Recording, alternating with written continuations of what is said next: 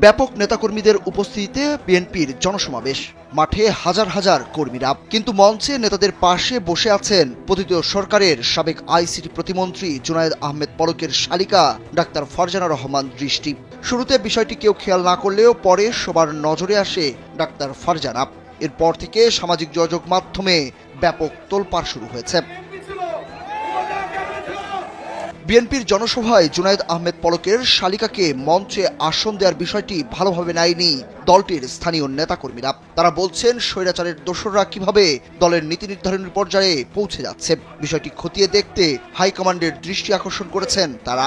নাটোরের সিংড়া উপজেলা বিএনপির জনসভায় দেখা যায় ডাক্তার ফারজানাকে।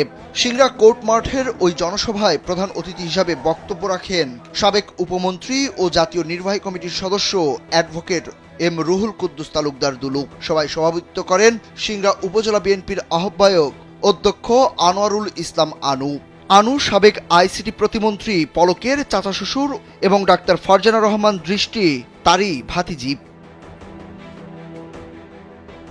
জানা গেছে খোদ বিএনপির মধ্যে এ নিয়ে সমালোচনার ঝড় বইছে।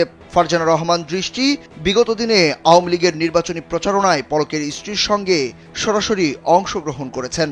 এছাড়াও সজীব ওয়াজেদ জয়ের কাছ থেকে ইয়ং বাংলার অ্যাওয়ার্ড গ্রহণ করেন তিনি। সাবেক শিক্ষামন্ত্রী দীপমণি ডিজিটাল বাংলাদেশ দিবসের অ্যাওয়ার্ড ও সাবেক পররাষ্ট্রমন্ত্রী AKM মোমেন জয়িতা অ্যাওয়ার্ডও প্রদান করেন ফারজানাকে।